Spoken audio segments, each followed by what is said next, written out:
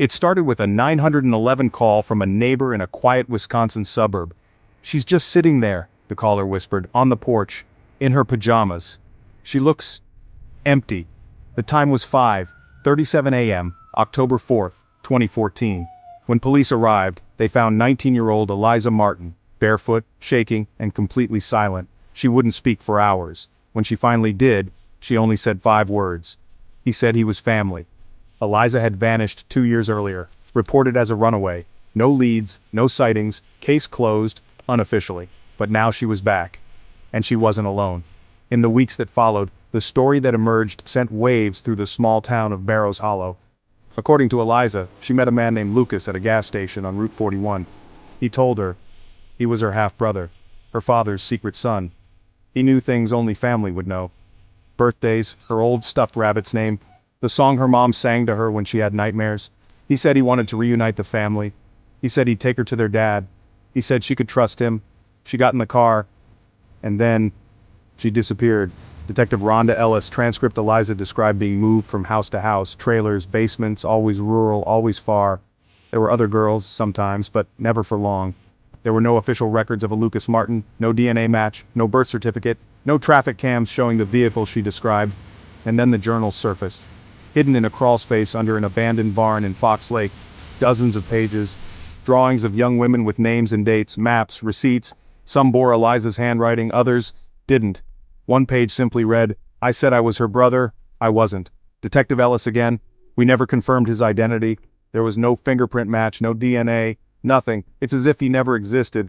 Witness statement from a property owner near one of the alleged hideouts. "Saw a tall man, long hair, real quiet. Had a way of looking through you. He said she was his sister, paid in cash." The man, this Lucas, has never been found. Eliza never saw him again. She doesn't know his real name. She said she only remembers the smell of gasoline, the sound of a lock clicking, and the phrase he whispered when she asked if she could go home. "You are home." To this day, no charges have been filed. The other girls Eliza mentioned were never identified. No further evidence has surfaced. The journals remain in evidence lockup. And the final line in Eliza's written statement, "I don't know who he was, but he knew me better than anyone ever has. He said he was her brother. He wasn't." Subscribe for more cold cases, strange disappearances, and vanishing truths on Vanished Whispers True Crime. Leave a comment if you think you know who Lucas really was. The days after Eliza's return were a blur of questions, suspicion, and fear. Detectives canvassed the area, desperate for any thread that might unravel the truth behind Lucas's identity. What they found were fragments, each one more disturbing than the last. Witness statement, Mrs. Conway, neighbor. "I remember seeing him once, tall, thin, hair down to his shoulders. He never looked at you, not really. He just stared through you. The morning Eliza came back, I heard a car idle outside for a long time. Then nothing, just silence." Police interview transcript. Deputy Carter. "We checked every gas station on Route 41. No footage, no receipts matching the timeline. But then, we found something at the old Miller property. A scarf. It was pink, with a faded cartoon rabbit. Eliza identified it as hers, missing since the night she disappeared." Witness statement, gas station attendant. "He bought coffee, paid in cash. Asked if I knew the Martins. Said he was picking up his sister. I thought it was odd how he kept glancing at the security camera, like he was counting the seconds." Police evidence report. Officer Ramirez. "In the crawl space among the journals we found a Polaroid. The photo is blurry, but you can make out Eliza sitting on a dirty mattress. Next to her, a shadow, tall, indistinct with long hair. On the back, in jagged writing, 'Family is what you make it.'" Detective Ellis interview excerpt. "We're piecing together a timeline, but the evidence doesn't fit. No fingerprints, no DNA. It's like he was always one step ahead. But then last night a new clue surfaced. An anonymous envelope arrived at the station. Inside, a single cassette tape, no label. Just the sound of a man's voice whispering, 'You're looking in the wrong places. She was never alone.'" The investigation, it seems, is far from over. And with every answer, more questions surface in the shadows. Subscribe for the next chapter of Vanished Whispers True Crime. What do you think is on the tape? Let us know in the comments below. As detectives pored over the cassette tape, a chilling realization dawned. This was not the end, but another beginning. The tape, when played backward, revealed garbled fragments of a lullaby Eliza's mother used to sing, something only the family would know. Experts were baffled. Was the voice on the tape truly Lucas or someone much closer to home? That same night, Mrs. Conway called the station, her voice trembling. She claimed she saw Eliza standing outside the old Miller property staring at the boarded-up windows, lips moving as if speaking to someone hidden in the darkness. But security footage from the area showed only empty streets. No sign of Eliza, no sign of anyone. Then, a new piece of evidence surfaced. Inside the crawlspace where the Polaroid was found, officers discovered a child's drawing pinned to the wall. Crayon figures, a girl, a man with long hair, and, disturbingly, a third figure, scratched out so violently the paper was torn, scrawled beneath in shaky handwriting. He said he was my brother, but the shadows call him father. The investigation teeters on the edge of revelation and nightmare. Was Lucas ever real? Or was he a mask for something darker, something that still hides in the silent spaces between the evidence? In the end, the only thing certain is this. Some doors once opened can never be closed. Who, or what, was really waiting for Eliza in the darkness? As the investigation spiraled deeper, new voices emerged from the shadows, each adding a fresh layer to the puzzle, and to the dread. The first transcript came from a late-night interview with a local groundskeeper, Mr. Ellis, who claimed he'd seen Lucas before anyone knew his name. Audio distortion effect. On-screen police interview transcript. Mr. Ellis. Mr. Ellis. I saw him, yeah. Tall, long hair, always standing just outside the streetlights. He'd watched the Conway place, never moved when I waved. Gave me the creeps, honestly. But one night I swear I saw him talking to Eliza's father. They were arguing. Detectives pressed further. Another witness, a retired schoolteacher named Miss Hanley, came forward with a faded yearbook photo. She pointed to a boy circled in red. Ms. Hanley. That's Lucas. He was in my class for a year. But he wasn't Eliza's brother. He lived with his aunt on the edge of town. The odd thing is, after that year, he vanished. No transfer records, nothing. The mystery deepened with a chilling discovery, a hidden letter unearthed from the crawlspace's rotting floorboards, addressed to E. The handwriting matched Eliza's mother. Close up, the letter, trembling hands holding it. Letter, voiceover. You must never trust the man with two names. He knows the lullaby, he knows the secret. If you see him, run. And then, a new character stepped into the light. A gaunt woman, calling herself Marlene, appeared at the precinct, clutching a photograph. She claimed to have known Lucas, intimately, Marlene. Lucas wasn't his real name. He called himself David when we met. He talked about Eliza's family all the time, said he was coming home. But he wasn't right. He kept a box of old photos and hair, said it was for protection.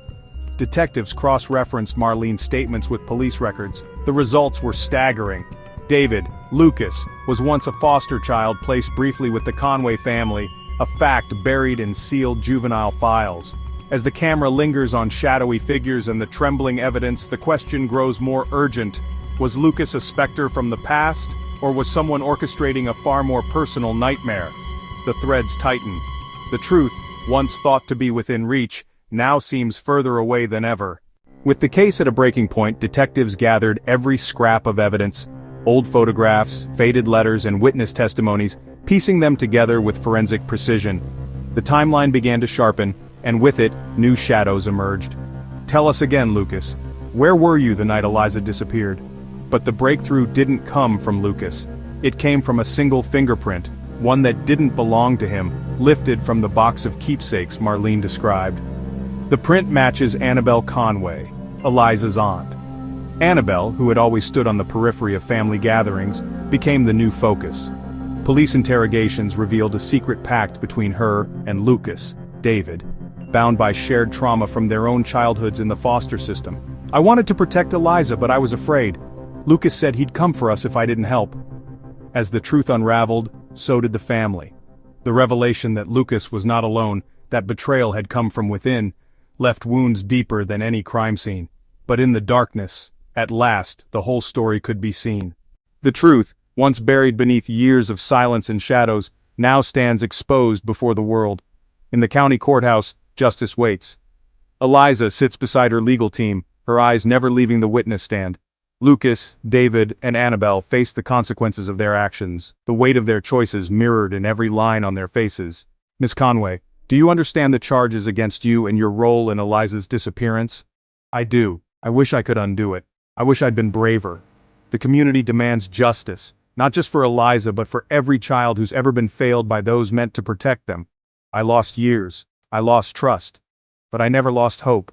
I want to thank those who never stopped searching for me. I forgive, but I won't forget. Guilt is measured, sentences read aloud. The courtroom breathes a collective sigh. Not of victory, but of closure. In the aftermath, Eliza begins to rebuild, surrounded by a community forever changed, but stronger for the truth. Justice at last has been served, and as the courthouse lights fade, hope finds its way home. In the quiet that follows the storm, life begins to mend its fractured edges. Eliza walks through her childhood home once more, sunlight streaming through open windows, a stark contrast to the shadows that once haunted these halls. The scars of the past remain, but they are now woven into a tapestry of resilience.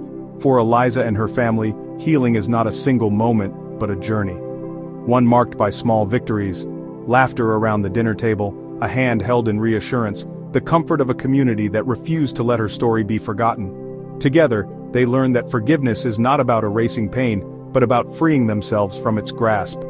The case left ripples far beyond one family. It challenged a town to confront its secrets, to listen more closely, and to care more deeply. New policies are put in place and neighbors now look out for one another with renewed vigilance. The search for truth, once a lonely road, becomes a shared path forward. Eliza's story is a testament to the strength found in vulnerability and the courage it takes to speak out, even when voices tremble. Through darkness, she found her light, and in doing so, illuminated the way for others. As seasons change and wounds slowly heal, one message endures. Resilience is not the absence of hardship, but the unwavering hope that tomorrow can be brighter, and the truth, no matter how deeply buried, will always find its way to the surface. Softly, life moves forward, stronger, wiser, and forever changed. Just as the town began to settle into a fragile peace, a new voice disturbed the quiet. At dusk, a figure arrived at the local police station, eyes haunted, hands trembling, clutching a worn photograph. The witness, identified only as Mr. G, claimed to have seen Lucas, alive, weeks after the case was officially closed. His confession sent shockwaves through the community. For many, old wounds reopened. For others, hope flickered, mingled with dread. The police, caught between skepticism and duty, moved swiftly to document the testimony. The locket, tarnished, inscribed with a date matching the night of the crime, became the center of a storm. Forensic analysis revealed traces of Lucas's fingerprints and a coded message etched inside that read, "Still watching, not over." News of the new witness and the locket's discovery spread rapidly. The community, once united in closure, now grappled with fresh uncertainty. Rumors churned. Was Lucas still out there? Had justice truly been served? For Mr. G, the burden of his testimony was almost too much to bear. He withdrew from public view, tormented by nightmares and guilt, yet his courage forced a reluctant town to confront the possibility that the story was not yet finished. In the days that followed, investigators reopened the case, retracing steps they thought they'd left behind. The search for answers, once thought complete, was just beginning anew. The shadows that once seemed to fade now stretched long and uncertain, reminding everyone that some truths refused to stay buried. In the wake of Mr. G's revelation, investigators combed through every forgotten corner, desperate for overlooked clues. That's when they found it, hidden beneath loose floorboards in Eliza's childhood attic. A leather-bound diary, edges frayed, its lock rusted shut. Eliza's diary, long thought lost, revealed a side of her no one had seen. The entries, cryptic, raw, and heartbreakingly honest, etched a timeline that both clarified and clouded the mystery. October 12th. He said he was my brother, but the way he watched me in the dark, I still hear his footsteps, even when he's gone. November 2nd. The locket is safe. If anyone finds this, look inside. The truth is carved in silver.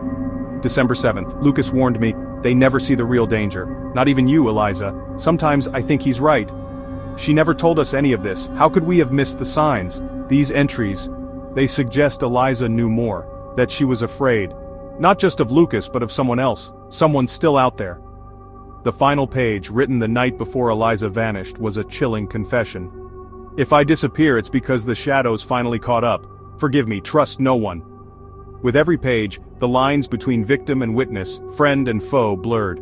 The diary hinted at a deeper conspiracy, one that reached beyond Lucas, threatening to unravel everything the town thought it knew. One thing was certain, the case was far from over, and somewhere in the growing darkness the real danger waited, watching and ready to strike again. In the flickering light of her cluttered apartment, investigative journalist Marissa Crane pieced together a puzzle that no one else dared to see. Her wall, papered with news clippings, maps, and red yarn, revealed a chilling pattern. Eliza's disappearance was not an isolated tragedy. Clipping after clipping, headline after headline. Local girl missing after school dance, Havenbrook 2015. Teen disappears on walk home, Millertown 2017. Family pleads for answers after daughter vanishes, Riverside 2019. Each story eerily similar, each victim a young woman, each case unsolved. I spoke to the parents, the friends. They all said the same thing. She mentioned a stranger, someone who claimed to be family, someone who watched from the shadows. Desperate for answers, Marissa called Detective Harris, the lead on Eliza's case. His voice trembled through the receiver. "You're not the first to notice the pattern, Marissa, but every time we get close, evidence disappears. Witnesses recant. It's like someone's always one step ahead." Then, in the dead of night, Marissa's phone buzzed with an unlisted number. She hesitated, then answered, "You're looking in the wrong places. The truth isn't in the diary, it's in the ones who survived. If you want to find the real monster, follow the shadows, but be careful, they're already watching you." Marissa stared at her wall of clippings, heart pounding. The pattern was growing, the danger closer than ever. And as a shadow flickered outside her window, one question echoed in her mind. Was Eliza just the beginning, or was the real story about to unfold? In the quiet aftermath, Eliza's home became a place of both solace and sorrow. Her mother clutching a worn photograph, her father staring blankly out the window, the weight of unanswered questions pressing on them all. Therapy sessions became a lifeline. Eliza sits across from her counselor, her hands fidgeting in her lap. Some nights I still see his face in the shadows. Her mother, in a separate session, wipes away tears. "I just want my daughter to feel safe again." The community rallied, organizing vigils and support groups. Neighbors left flowers on the porch, strangers sent letters of hope. At a candlelight vigil, Eliza stands beside her family, the glow illuminating faces etched with grief and determination. Voices rise in solidarity, a chorus of hope, a promise that she is not alone. Yet, healing is not linear.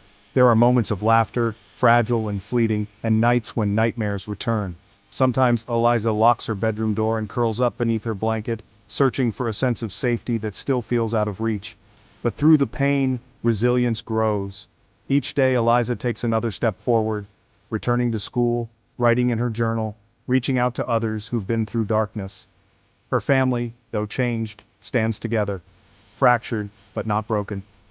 And yet, as the screen fades to black, the camera lingers on a shadow moving across the family's front yard. The scars remain, the questions linger.